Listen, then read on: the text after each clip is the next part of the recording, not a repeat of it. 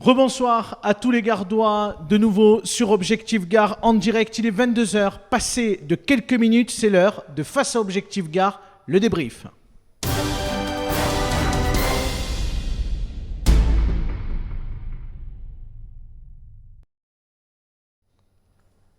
Allez, dans quelques instants, on recevra sur notre plateau un proche de Jean-Paul Fournier, Franck Proust, forcément heureux ce soir. Puis c'est Vincent Bouget qui sera avec nous, David Tebib ou encore Johan Gillet. Pour démarrer cette émission, je vous propose d'abord, avec notre journaliste Coralie Mollaret qui est sur notre plateau, de faire le tour rapide des résultats dans les communes du Gard qui étaient concernées par ce second tour. Et Coralie, on va démarrer tout de suite par Vauvert, puisque vous avez déjà le nom du nouveau maire. Du nouveau, enfin, toujours le même maire, puisque Jean Denat devrait être réélu d'une courte tête. D'ailleurs, on peut observer que dans sa commune, le taux de participation est le plus élevé, avec plus de 56%. Et donc, Jean Denat, maire socialiste de Vauvert, aurait 150 voix d'avance face à son opposant Rassemblement National, Jean-Louis Maisonnet. Allez, on fait le tour rapidement. On va parler de Nîmes tout de suite, puisqu'on va en parler avec Franck Proust, donc on le dira dans quelques instants, mais plutôt Bagnols-sur-Cèze. Alors, on part à Bagnols dans le Gard rhodanien. C'est la liste du maire sortant Jean-Yves Chaplet, qui a été réélu avec 47,38% des voix. S'ensuit après la candidate Corinne Martin, avec 37,34% des voix, et puis Thierry Vincent, avec 15,28%. On reste dans le Gard rhodanien. Pont-Saint-Esprit, s'il vous plaît, Coralie. Pont-Saint-Esprit, alors la maire sortante a eu chaud, mais elle a été réélue. Claire Lapéronie avec 53,31% et son opposante Catherine Chantry, elle, a perdu avec 46,69%. On part du côté d'Alès, à Saint-Hilaire-de-Bretmas, rapidement. Là aussi, le maire a été réélu, mais lui avec beaucoup plus de points d'avance. C'est Jean-Michel Perret qui gagne avec 56,31% des voix. Son opposante de droite, Sylvie Galtier, et là, celle ne recueille que 43,69% des voix. Et là où il y a du changement, c'est à Marguerite et à Sommières. On commence par Marguerite. C'est ça, Marguerite, c'est la fin de l'ère Portal, après plus de 30 ans au pouvoir. C'est Rémi Nicolas, son opposant, qui est déjà un conseiller municipal sortant, qui récolte la majorité des suffrages avec 53,87% des voix. C'est quand même une victoire assez significative. Et puis derrière lui, il y a son opposant de droite aussi, qui faisait partie de la majorité sortante, Denis Bruyère, avec 23%. Et enfin, William Portal ne termine que troisième, avec 22,26% des voix. À Sommières, c'est la fin de l'ère Guy Marotte qui lui perd avec 33% des suffrages. Le grand gagnant, c'est le président de la communauté de communes, Pierre Martinez, qui lui récolte 39% des suffrages. Et puis Sylvie Rollio, elle reste troisième, termine troisième avec 26,80% des voix. Et je crois qu'il y a une bonne nouvelle pour Jean-Jacques Granat à Manduel. Il est réélu. Alors la campagne a été difficile. Quand on parle, on en reparlera peut-être à Nîmes, mais la campagne de Manduel a été particulièrement compliquée avec son opposant David-Alexandre Roux. Alors Jean-Jacques Granat, qui avait été élu en 2014, confirme son élection. Il récolte 53,98% des voix.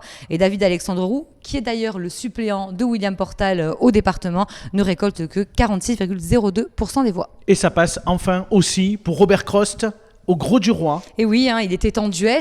On sait que les duels, c'est toujours moins favorable que des triangulaires ou que des quadrangulaires. Robert Crost est réélu avec 58,20% des voix face à son opposant de droite, Charlie Cresp. On peut dire que l'union des droites n'a pas marché au Gros du Roi.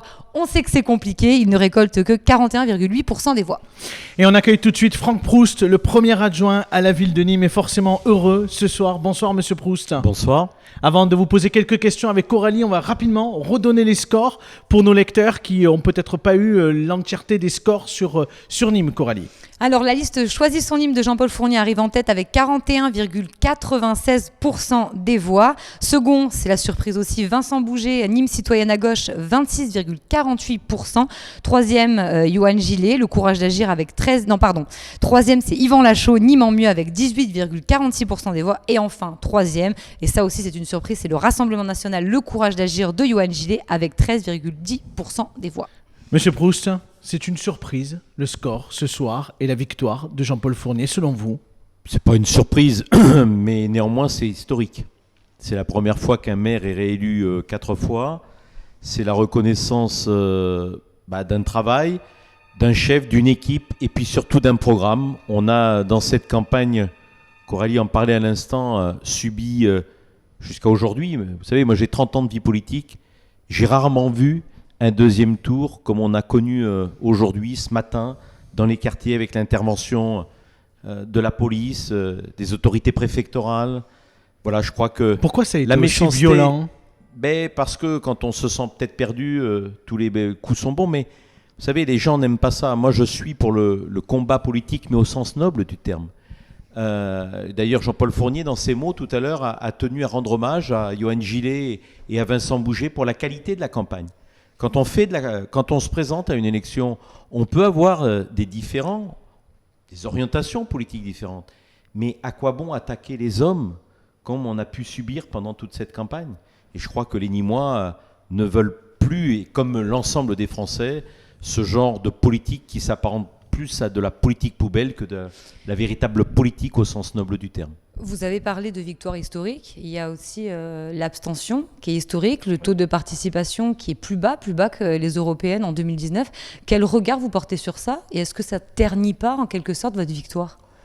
Ternir non, puisque l'abstention elle est pour tout le monde. Ceci étant, je trouve que c'est toujours un petit peu difficile de voir ce taux d'abstention aussi important. Il y a des gens qui se sont battus pour le droit de vote.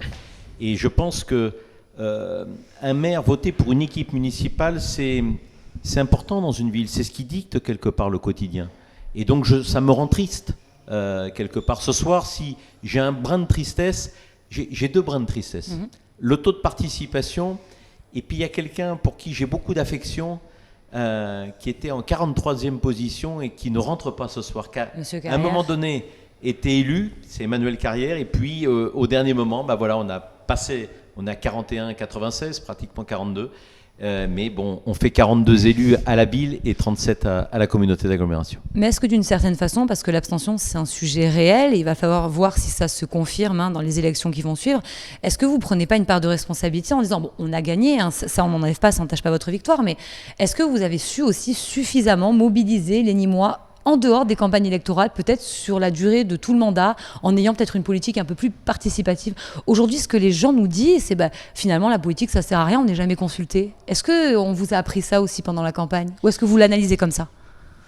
Pas vraiment, vous savez, je crois qu'il y a un moment donné, il y a des élections, et quand on est élu, c'est que les gens nous font confiance. Ils ont la possibilité, lorsqu'une équipe ne convient pas aux attentes de la population, d'en changer. Oui, mais vous avez fait quand un maire est réélu 4 fois, c'est pas le signe du hasard.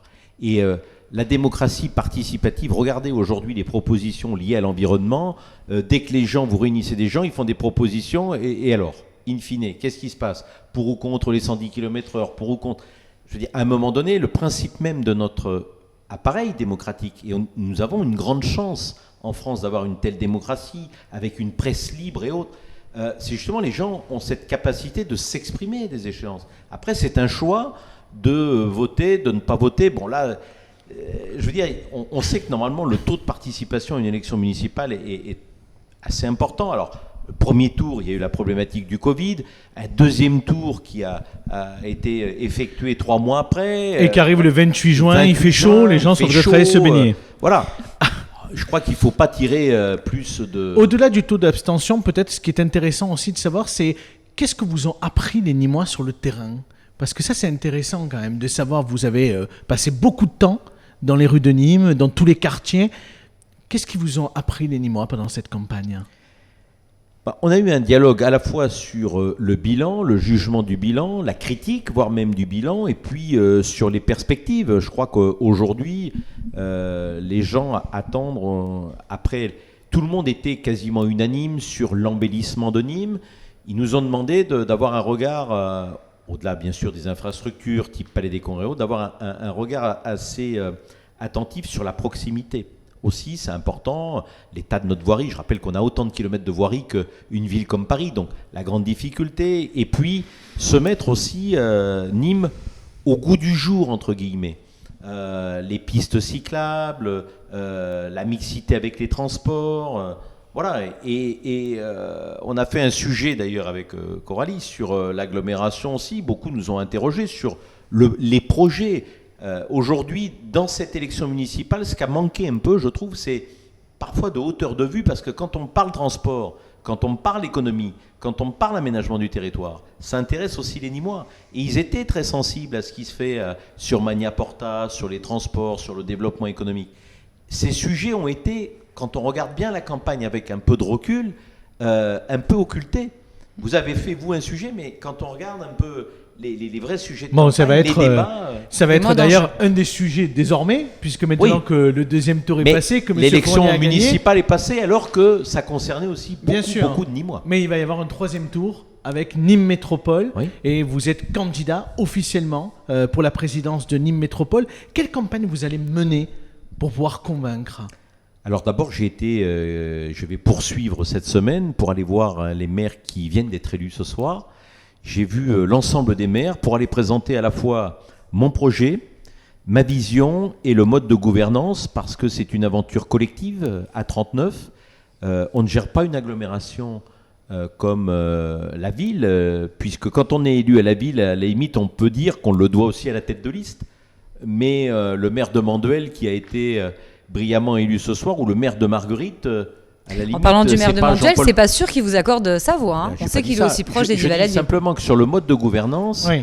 les maires qui sont élus ne doivent rien au maire de Nîmes. Donc, vous êtes obligé de faire une aventure collective. Et puis, moi qui connais l'agglo depuis 2002, il y a aussi des étapes historiques. On a d'abord fait beaucoup d'équipements structurants, Paloma, Nemosa. La première couronne de Nîmes s'est développée. Et aujourd'hui, avec l'arrivée de communes de l'Est-Gardeningue, on doit essayer de rétablir la fracture entre le monde rural, la ville-centre et le périurbain, pour que les 39 communes de l'agglo appartiennent à ce territoire. Je prends qu'un exemple. Les transports, aujourd'hui, c'est le néant.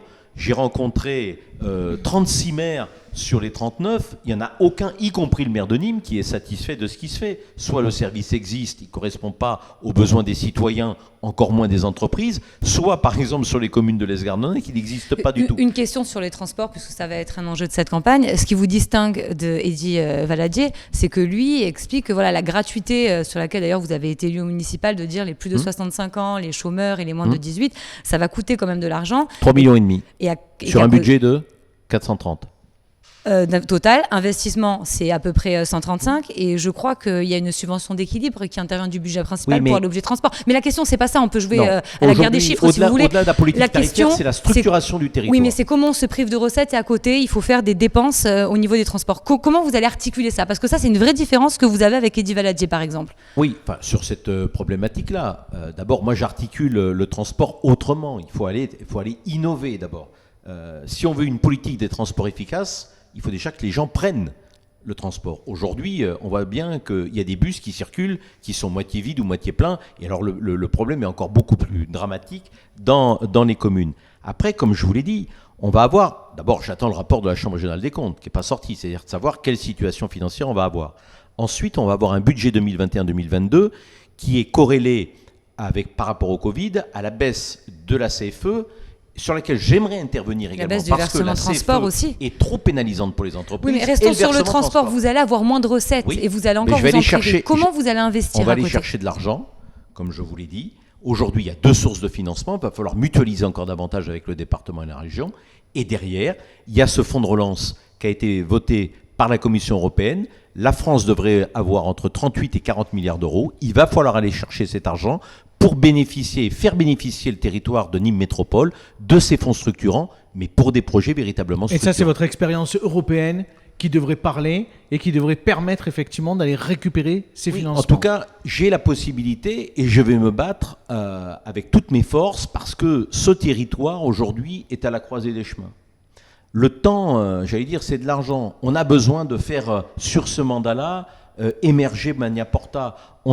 C'est une nécessité, besoin de relier la gare de Manduel avec la gare de Nîmes Centre, ce qui aurait déjà dû être fait. C'est 13 millions d'euros. Donc, j'ai toute une vision, toute une partie de programme, un mode de gouvernance aussi particulier, parce qu'il y a une nouvelle loi, le nouveau pacte de gouvernance qui a été voté le 29 décembre 2019, qui va redonner davantage de pouvoir aux maires au sein des EPCI. Donc voilà, c'est un programme, une vision, un mode de gouvernance, et la grande question qui se posera, c'est par rapport à une vision et au projet politique, quelle est la personne la plus à même de concrétiser ce projet ? Et est-ce que les délégataires de service vont se retrouver dans une situation où vous allez bouleverser les choses et donc peut-être remettre en question aussi les délégations de service public. Il faudra examiner la DSP, mais si je prends que la DSP Transport, au moment où la DSP Transport a été réalisée, les communes de l'Esgardonninque n'étaient pas là. Donc aujourd'hui, qu'est-ce qu'on fait avec ces communes-là ? Vous avez par exemple des gares à Fons, à Saint-Géniès.